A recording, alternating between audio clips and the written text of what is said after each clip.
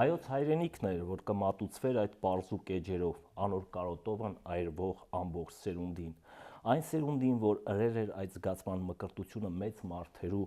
հաճախանքին մեջ, բեմերու վրա ռոմանտիկ թաթերգակներու, զեղուն հայրենասիրության մեջ են, ազգային պատմության, հայրենագիտության առաջին մեծ հիշատակարների վերծանումովը։ Հայոց հայրենիքն է իսկապես, որ ներկայանում է Գարեգին Սրբաստյանցի սիրված աշխատություններում, այս տարի, այս ամիս նշում ենք Գարեգին Վարդապետ Սրբաստյանցի ծննդյան 185-ամյակը եւ սա շատ լավ առիթ է, որպեսզի կրկին զուգահեռ ընթերցումներ հաղորդման շրջանակում գրականագետ Արքմենիկ Նիկողոսյանի հետ խոսենք Գարեգին Սրբաստյանցի գրական, բանագիտական ժառանգության մասին։ Ողջույն Արքմենիկ, ուրախ եմ իսկապես այս առիթի հնարավորության համար, որ կրկին այս մեծ մարդուն, մեծ հայրենասեր մարդուն անդրադարձի հնարավորություն ունենք եւ մեր խոսքի համար որպես ուղեկից այս անգամ ընտրեցի Հակոբ Օշականի արևմտային գրականության համապատկերի Գարեգին Սրբաստյանցին նվիրված գլուխը, որը շատ հակասական է իրականում։ Ինչպես Օշականի համապատկերի բոլոր գլուխները, բայց այստեղ զարմանալիորեն Օշականը կարծես պայքարում է իր մեջ, ուրեմն երկու այսպես բաների մեջ, նա փորձում է կարծես թե գնահատել որպես գրող, գրագետ իր ասած բառով Գարեգին Սրբաստյանցին, արևմտային գրականության մեջ նրա դերը որոշել, բայց միաժամանակ կարծես թե Սրբաստյանցի գրական ժառանգությունը նրա ճաշակին եւ չափանիշներին չի համապատասխանում, բայց կան ուրիշ նուրբ բաներ, զգայություններ, նաեւ իմ խոսքում մեջբերման մեջ դա տեսանք, որ նա մեծ ակնածանքով է իսկապես Օշականը վերաբերվում հենց Գարեգին Սրբաստյանցին, ինչու դու Օշականասերես եւ լավ ուսումնասիրել ես, այո, համապատկերում շատ են այդպիսի հեղինակները, որոնք հետագա շրջաններում օրինակ գրականագիտական տեսանկյունից ուշադրության չեն արժանացել եւ երբ որ գիտես Օշականի քմահաճությունը, նրա հայացքները, ընդհանրապես մեկ էլ ապշում ես հանդիպելով օրինակ Մխիթար Մկրտիչ Խրիմյանին կամ հանդիպում ես Գարեգին Սրբաստյանցին, որտեղ թվում է թե գրականագիտությունը այս գրողներին անտեսել է եւ համապատկերում արևմտային գրականության պետք է տեղ չգտնեն, բայց այստեղ մենք առնչվում ենք Օշականի հայացքների մի շատ կարեւոր բաղադրիչի հետ, որը ինքը համապատկերի տարբեր էջերում սահմանում է որպես ցեղային ոգու ավազան եւ մենք հասկանում ենք, որ գրականության տարաբնույթ գնահատման այդ հատույթներից զատ, որը կարող է վերաբերել, չգիտեմ, կերպարաստեղծմանը, ոճին, լեզվին, չգիտեմ, կառուցվածքային խաղարկումներին, փիլիսոփայությանը, հոգեբանությանը, որտեղ շատ բարձր են չափանիշները Օշականի։ Դրանցից զատ ամենակարևոր բանը, Օշականի մոտ այդ հայոց կյանքի, մեր հայրենիքի, մեր հասարակության կյանքի կենցաղագրությունն է, այսպես ասած, որտեղ դրանք ամենաթանկ վկայագրություններն են։ Այս կենցաղագրությունը չի, այս ձևով մենք նեղացնում ենք եւ իսկապես Գարեգին Սրբաստյանի մոտ շատ լայն իմաստ ունի, շատ լայն իմաստ ունի, որտեղ ես էլ ասացի եւ հասկացա, որ կարող մի քիչ նեղ ընկալվի, Հակոբ Օշականի մոտ շատ ավելի միայն ազգագրության ներկայացումը չի, հնագիտության ներկայացումը չի, այլ իսկ քո ասած ազգային ոգու բուլվարումը ինչ որ ասում է, թրթռումները ներկայացնելը եւ ընդհանրապես այն հատկանիշների գրականացում, այսպես ասած, որով ազգը մնում է ազգ, չգիտեմ, ժողովուրդը մնում է ժողովուրդ եւ ընդհանրապես որոնք ճանաչելի են դարձնում, տվյալ ժողովրդի նշանները։ Իսկ մյուս կողմից ես ինչու եմ շատ կարևորում Հակոբ Օշականի այդ հատվածը Սրբաստյանցին նվիրված, որովհետեւ գոնե իմ կարդացած տեսական գրականության մեջ սա առաջին դեպքն է եւ ամենակարևոր դեպքն է, որ Գարեգին Սրբաստյանցի թողած այդ հարուստ ժառանգությունը, զերծվում է այսպես միակողմանի դիտումից, որովհետեւ ուզենք թե չուզենք, դրա մեջ նաեւ օբյեկտիվ պատճառներ կան, մեզ ավելի շատ միշտ մատուցվել եւ ավելի գրավիչ է ներկայացվել Գարեգին Սրբաստյանցը որպես մեր Սասնատարար էպոսի հայտնաբերող, առաջին հրատարակիչ, առաջին բանահավաք եւ այլն եւ կարծես թե մենք եւ որպես ընթերցող եւ որպես վերլուծող ավելի այն մյուս խորքային մասերը չենք դիտարկել Գարեգին Սրբաստյանցի գործունեության կամ գուցե լայն հանրությունը չգիտի թե գիտեք, Գիտությունների ազգային ակադեմիան ժամանակին հրատարակել է նույնիսկ Սրվատյանցի երկերի ակադեմիական ժողոված, բայց այդուհանդերձ գրական տեսանկյունից չեն վերլուծվել Սրվատյանցի գործերը ինչպես Հայկն է։ Դրանք գնահատվել են որպես կարևոր տեղեկություններ, կարևոր բանահավաքչական գործունեություն, չգիտեմ, կարևոր մանկավարժական գործունեություն, բայց ահա այս ձևակերպումների խորքում Սրվանդյանցը իսկապես կատարել է ահռելի աշխատանք, որը իսկապես գնահատելի եւ որի մասին պետք է խոսենք գուցե այսօր։ Այո, եւ իսկապես եւ շատ կարևոր է ինչպես է գնահատում, այսինքն նախ գնահատում է գնահատել ժամանակի մեջ, այդ ռոմանտիկ թատերություններ ասել, թե ինչպես օրինակ Մխիթարյան միաբանության հայրերը եւ սկսում են ուսումնասիրել բանավոր ժառանգությունը եւ այլն եւ նաեւ գրականության մեջ սկսում են ներկայացնել այդ ազգային ոգին, բայց կարծես թե սա իրական հողից կտրված է եւ առաջին անգամ ըստ Օշականի հենց Գարեգին Սրվաստյանցն է գալիս եւ իրականորեն շոշափում է եւ ցույց է տալիս այդ հողի ուժը, հողի ժառանգությունը, ժողովրդին, մարդկանց եւ միաժամանակ ուրեմն այս գրքային հայրենիքին չասեմ հակադրում է, զուգահեռում է արդեն շատ իրական հայրենիքը իր բառ ու բանով, խոսքով, սովորություններով, հավատալիքներով, պատումներով ամենատարբեր եւ սրանով գալիս միացում է եւ ստեղծում է հայրենիքի նոր պատկերը, հայրենիքը վերգտնում է իրեն, ավելի ստույգ պատկեր է դեպքում, այստեղ մենք գործ ունենք Օշականի գնահատողական համակարգի եւս մեկ շատ կարեւոր էական հատկանիշի հետ, այդ կյանքից վերցվածության ֆենոմենն է, որովհետև տես եթե էլի համապատկեր ուշադիր նայենք, ուշադիր կարդանք, հատկապես առաջին հատորի առաջաբանը Օշականի, մենք կտեսնենք, որ նրա գնահատողական այդ համակարգի ամենակարևոր հատկանիշներից մեկն էր, որ մարդը, գրողը, հեղինակը իսկապես տեսած լինի, վերապրած լինի այն, ինչի մասին ինքը գրում է, եւ գրականությունը, եթե ստեղծվում է տվյալ պահի համար, հա, այսպեսի ձևակերպամբ, ապա պետք է ստեղծված լինի հենց այդ տվյալ պահի կարիքներին համապատասխան դրան որպես արձագանք, բայց ամենակարևորը կենթանի փորձառությամբ։ Այս դեպքում էլի սա կարող է թվալ գեղեցիկ ինչ-որ ձևակերպում Օշականի կողմից, եթե դա չզուգադրենք Սրվանդյանցի էլի մեծ գործունեության հետ։ Կարծես կշարունակեմ։ Սրվաստյանցի համար ամեն ավերակ ոչ միայն տեղին վրա թրթրակին վկայությունն է հայոց աշխարհի ֆիզիկ կերպարանքը ժանյակող, այլ հայոց ժողովրդին հազարամյա ապրումները կենթանի բուրվարիմը պես արդարցակող բացօթյա ներշնչմանմը։ Եվ ով չգիտեր, թե վարդապետին կոհած հողերի տակ ինչպես երեսին մեր քանի հազար տարիներ են, որ հանդերձված են ամենեն իրավ ու սրտառուչ հուզումներով։ Այո, ինչու, սա էլ ինչու, որովհետև վստահաբար Օշականը քաչ ծանոթ էր նաև Սրվանդյանցի կենսագրության գծերին, որտեղ մենք էլ երբ որ առնչվում ենք այդ փաստերին, տեսնում ենք, որ նա անընդհատ ըստ ամենայնի ժողովրդի հետ էր, ըստ ամենայնի եւ եթե հաշվի առնենք նաև Թորոս աղբարում, այո, գործի բերումով երկու անգամ, այո, անմիջապես 1877-70 թվականի պատերազմից հետո եւ 1 տարի անց էլ նա շրջել է ամբողջ Արևմտյան Հայաստանում եւ վիճակագրել է ըստ էության, այո, հարաբերվել է, շփվել է, այո, իր մոտո տեսել է եւ ամենակարևորը, տեսեք, մենք ունենք այդպես ճանապարհորդական երկու համակարգ, չէ՞, օրինակ Ռաֆին, երբ որ գրեց Կայծեր վեպը, կառուցեց որպես վեբ ճանապարհորդություն, որպեսզի այդ հերոսները գնան, հայրենիքը ճանաչեն, հա, եւ ըստ այդմ սիրեն։ Գարեգին Սրվանդյանցինը մեկ թվում է թե առաջին հայացքից նմանատիպ մի ճանապարհորդություն է ճանաչել սիրելու, բայց արի ամրագրենք, որ այդ ճանապարհորդության շրջանում ինչքան շատ վերցրել է, սովորել է, խաղաբերել է, հա, գրել է, գրառել է Գարեգին Սրվանդյանցը, նույնքան էլ տվել է, որովհետև իր այդ գործունեությունը, իր այդ ճանապարհորդությունը, իր այդ շրջագայությունները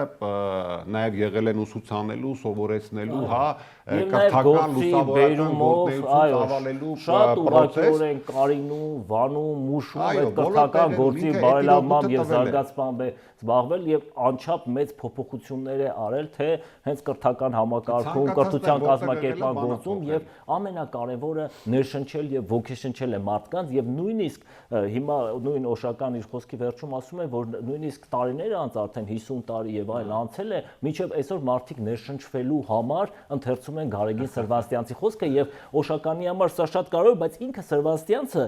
իրեն այդպես ոչ գրող է համարում, ոչ այդպես բանագետ է համարում եւ ես հիմա կուզենայի նաեւ ընթերցել հատվածներ արդեն նրա առաջաբաններից, ուրեմն Համով Հոտովից օրինակ այդ անցածս ու գտնվածս տեղերը, ուր բազմակողմանի եւ ներքին ու արտաքին կնճռոտ խնդիրներ ու դժվարություններ կզբաղեցնեին անձս ու միտքս, կգտնեի տակավին րոպեներ ու ժամեր մտավոր վաստակոց եւ զբոսանած, ժողովրդական բարուց եւ ավանդությանց, աղն ու մաղը, խաղն ու տաղը, հողն ու ջուրը, կիրքն ու գիրքը խառնելու, ինչպես հոտաղմը արտը վարելուն հողերու տակեն կժողովվե պղնձի կամ երկաթի կտորները, որոնց ժանգը եթե սրբես բանում են կամ եզները արածելու են, հանգչեցնելու ժամուն կերթա հոտաղն կնստի գետիմը, ափը կամ հեղեղիմը անցած տեղը եւ ավազները խառնելով կգտնե ու կժողվե ուլնիներ, որոնց մեջ կգտնվին երբեմն նաեւ մարգարիտներ, ակունքներ ու ժանգոտած դրամներ, որ սակայն հնագետիմը կամ արվեստավորիմը ձեռքը հասնելով կգնահատվին։ Այդ հոտաղն է ես եւ անոր զբոսանքը կզբոսնեի։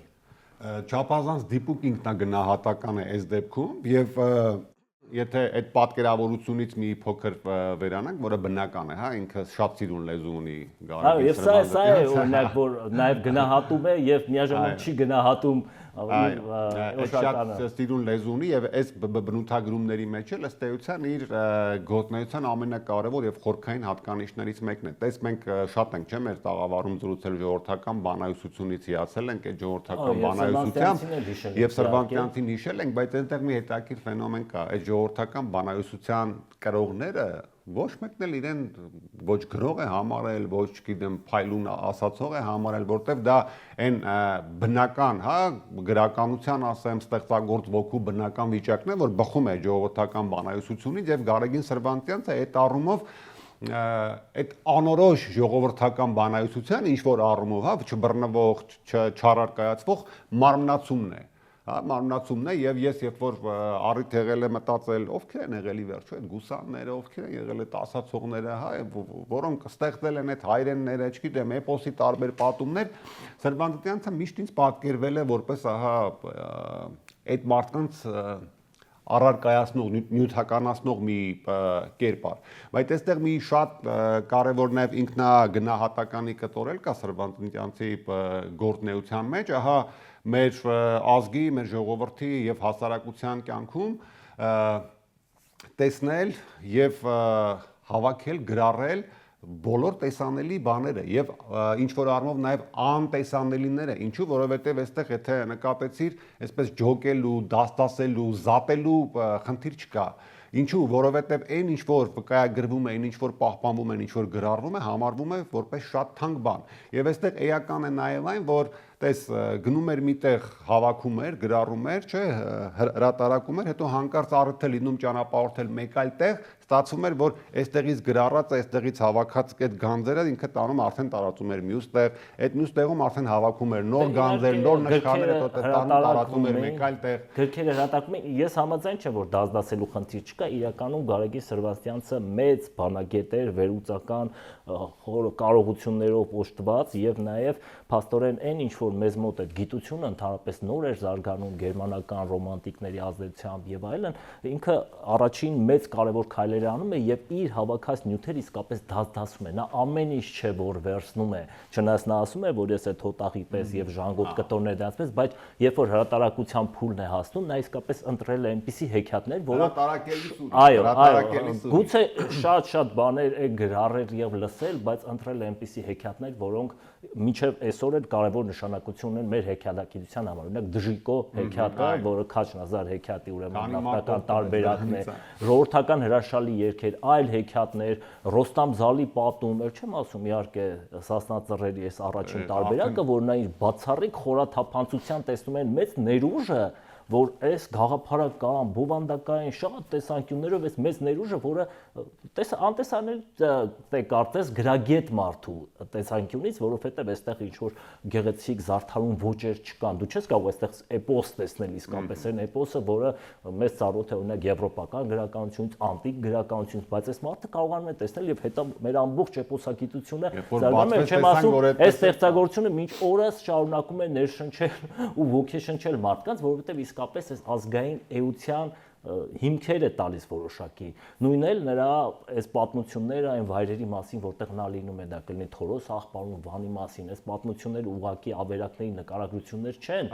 կամ այդտեղ կանգուն եկեղեցիների, մարդկանց մասին չեն, այլ նաև նա ստեղծում է ամենագլխավոր բանը այս անցյալի եւ ներկայի կապը, այսինքն եթե դու ունես, դու այս ժողովուրդն ես, որը այսօր իհարկե այդ парքերը կորցրել է, շատ վատ վիճակում է գտնվում, բայց դու ուրեմն ունեցել ես սա եւ այդ կապը ամենակարևոր բանն է, որ Գարեգին Սրվաստյանցը իր ուսումնասիրություններով բացահայտում է, չեմ ասում, որ իհարկե փրկում, պահում է այդ ամբողջ ուրեմն մեր պատմական հայրենիքի այս մասին ուրեմն ամբողջ տեղեկատվությունը, որ ասեցի սկզբանը, նա կարծես թե վիճակագրական նպատակներով է շրջում, բայց նաև փրկում է, բերում է այդ գանձերը եւ ոչ միայն թողում է չոր հաշվարկներ, այստեղ որքան մարդեր ապրում, ինչ վանքեր կային, ինչ այլ ավերակներ կային, մարդիկ ինչով էին զբաղվում, ինչ կեցությունն էին եւ այլ նաև պարգևում է այդ ազգային ոգու գաղափարը, որը տանելու է նրա իր հիմնական նպատակին, միաբանությանը, միասնությանը։ Այո, դա շատ կարևոր հատույց է, տես ամենասկզբում ճանաչողությանը, ինքդ քեզ։ Ամենասկզբում ինչ որ զուգահեռ գնաց Էլի Մխիթարյան հայրերի հետ, հա, ընդհանրապես Գարեգին Սրվանդյանցի նաև գործունեությունը ինչով է առինքնող եւ պատկառելի, տես մենք էլի ունենք մեր գրականության պատմության մեջ ընդհանրապես այդ շրջանի տարբեր գործիչների ոճի մեջ կա հավաքելը, անբարելը եւ այլն, բայց միշտ կա այսպիսի միտում բավարարվել լոկ անցյալ փառքերի վկայակոչմամբ, հա, նստել, հավաքել, գրառել եւ հանկարծ ավաղել, որ այդ ամեն ինչը մնացել է անցյալում, որ այս մնացել են միայն ավերակները։ Գարեգին Սրվանդյանցի այդ տեսակ գործունեության մեջ ինչ շատ ոգեշնչել է այն եւ կարծում նրա ամենաառանձնացնող կողմն է, որ հա այդ գործունեությունը ծավալվում է ոչ միայն անցյալի հարստությունները կամ անցյալի փառքերը ոգեկոչելու համար, այլ դա նաև յուրովսան ծառայեցնելով հենց ներկա ժամանակների համար ոգեկոչել նաև ներկա ժամանակների համար իր ժողովրդին, իր ազգին, որպեսզի այդ անցյալի փառքերը նաև ներկայի մեջ շարունակվեն եւ այդ առումով պատահական չի նաև այս առումով էլ կարող ենք խոսել Գարեգին Սրվանդյանցի նաև հրապարակախոսական, հա, փայլուն գործնեությունը հատկապես այո դեռ այնտեղից տարիներից այո հոդվածներ էր հեղինակում որոնք ըստ ամենայնի որոնք միտված էին ազգային միասնությանը, լուսավորության տարածմանը, կրթության, գիտության, գրի, քարոզին, ամենատարբեր խնդիրների եւ հայրենասիրության ամենակարևոր հատույթն էր հայրենասիրությունը եւ ամենակարևորը տես այդ հրապարակախոսական գործնեությունը եւ այս մյուս գործնեությունը նաեւ հստակորեն արտահայտվել է նաեւ նրա մանկավարժական հայացքներում, հա, նաեւ մենք Գարեգին Սրվանդյանցին նաեւ որպես մանկավարժ պետք է դիտարկենք եւ դասագրքերի հեղինակ լինելով եւ բացի այն որ առիթի դեպքում տարբեր այսպես տեղերում լինելով եւ անգամ կարճ ժամանակահատվածներ, երբ որ նրան հնարավորություն է տրվել, հա, աշխատել, միջամտել որևէ կրթական հաստատության, որևէ գիմնազիա չկար, որևէ դպրոցի գործունեությանը, անպայման տվյալ հաստատության գործունեության մեջ տեղեր ունեցել շատ շահեկան փոփոխություններ։ Ընդ որում դա վերաբերում է ոչ միայն այն, որ այդ հաստատությունները սկսել են նորովի շնչել հայրենասիրության գաղափարներով, այլ ինչը որ շատ կարևոր է, հատկանշվել են նաև կրթական նորագույն մեթոդների, կարևոր մեթոդների կիրառությամբ, որը Գարեգին Սրվանդյանցը ներդնել է։ Այսինքն սա մի մարդ է, որի գործունեությունը նաև հավաքած այդ հարստությունը միանգամից ծառայեցվել է նաև հենց նույն ժողովրդից հավաքած այդ հարստությունը ինքը միանգամից է վերադարձրել եւ կարողացել է օգտվել հենց այդ բանալսական նյութերն են տեղ գտնում, այսինքն կենթանի կյանքը ոչ միայն մատենագրությունից, գրքային ավանդույցից եկող ինչ որ առումով գուցե ժամանակի մեջ հնացած թվացող նյութեր, այլ հենց կենթանի կյանքը, որով էլ ավելի է նպաստելու ուրեմն կրթական, դաստիարակչական այս գործին, որովհետեւ մարդը գիտի իր առօրյայից է սա, իր կողքը գտնվող այս վայրն է, այստեղ են ծնունդ առել ես հերոսական պատմությունները, եւ Մանանայի առաջաբանից մի հատված էլ կարդամ, Մանանայսկը մատուցանեմ հայ բանասիրաչ ոչ իբրև Սինա անապատի եկնատեղանց նվիրական հաց, այլ իբրև Հայաստանի գասպին, որը նույն Մանանան է, որ երկրի ծաղկան ցյութերեն օթինը մեջ կգոյանար ցողով, այգուն կժխաղախի, արևով ընջերմիկ ճառագայթներում կզանգի, կհասունանա եւ շաքարախմորի եւ մեղրի համով իբրև գինդ հակինդ կամ հատ մարգարիտ կիչնա մացառներու, տերևոց, գազի փշոց եւ մատատուկի ոստոց վրա ի գոյն արծաթափայլ ի ձև նռան հատի զոր ժողովեն մանկտիկ եւ հարցունք եւ այլն։ Այսինքն սա նաեւ ազգային ավանդույթն է բերում, որոշակիորեն ուրեմն զուգահեռելով Սինա անապատում հրյաներին պարգևված երկնից իջած մանանի եւ ցույց է տալիս այդ մանանան ինչպես է ձևավորում, տես արևի ճառագայթները, ջուրը, օդը եւ այս բոլորով ուրեմն ձևավորում են այս հրաշալի բանահյուսական ստեղծագործությունները, ավանդույթները, որոնք հետո ասում է օգտագործում են հարցները, բլիթներ են պատրաստում, այսինքն այ քո ասած վերցնում է եւ վերադարձնում է եւ նաեւ ասում է որ դուք հետո կարող եք սա շարունակել օգտագործել ինչպես մանանա եւ այս վերնագրերը որ ուրեմն համով հոտով, մանանա, չէ, ուտելու, սննդի հետ կապված ուրեմն որոշակի այս համաբանությունները պատահական չեն, որովհետև սա հոգևոր երկնային սնունդ է փաստորեն միաժամանակ, բայց սա նաև նպաստելու է իսկապես այս երկրի համն ու հոտը զգալու, ոչ թե գրքերում ընթերցածը կրկին, այլ համ ու հոտը, կենթանի թրթիռը, շարժումը զգալու եւ ի վերջո սիրելու, պաշտպանելու այս հայրենիքը, այդ բաները, որ դու ունես։ Դա հայրենիքը սիրելու յուրովի կերպ է, որ Սրվանդտյանցը դրել է, յուրովի կերպ է իսկապես եւ հետագա շրջանի արդեն գործառնական տեսանկյունից երբ որ նայում ենք Սրվանդտյանցի գործունեությանը, արի մենակ էպոսով չսահմանափակվենք, դրա գործառնականության մասը շատ հեքիաթներ, հանելուկներ, երգեր, այդ նույն վիճակագրությունը, ընդհանրապես արևմտյան Հայաստանի այս պատկերը որոշականացում է ել ավելի թանկ է, որտեղ այսօր չկա այդ ամեն ինչը արդեն։ Երբ որ գրում է 50 տարի անց շարունակվում էր գրականությունը, չէ, եւ հատկապես ցավոք ցեղասպանությունից հետո երբ որ գրականությունը շարունակվեց Սփյուռքում հատկապես նաեւ ինչու՞ չէ խորհրդային Հայաստանում, երբ որ այդ շրջանի, այդ վայրերի, այդ տեղանքների մասին գրականություններ ստեղծվում, ահա Գարեգին Սրվանդտյանցի ամբարածը հավաքած այդպես մանանայի պես իջնում էր գրեթե յուրաքանչյուր պատմվածքի մեջ, յուրաքանչյուր վեպի մեջ, յուրաքանչյուր, չգիտեմ, անգամ ակնարկի մեջ, հա, ու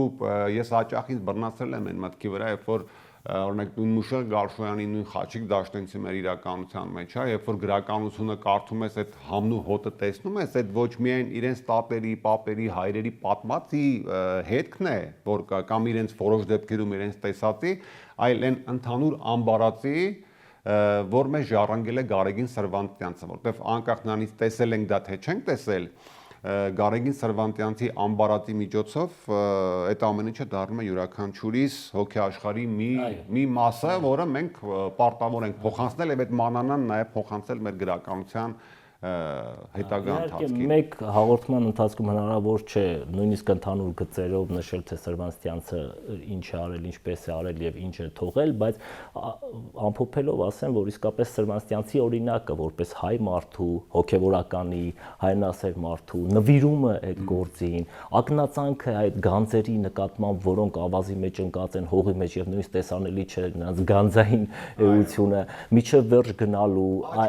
այո, եւ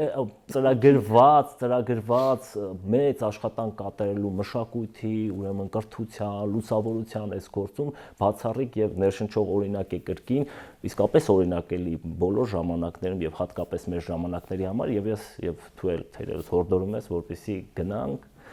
մեր հեռուստադիտողները բացեն, ընթերցեն Սրվանդտյանցի այս հրաշալի աշխատությունները, որոնք չեն հնացել իհարկե։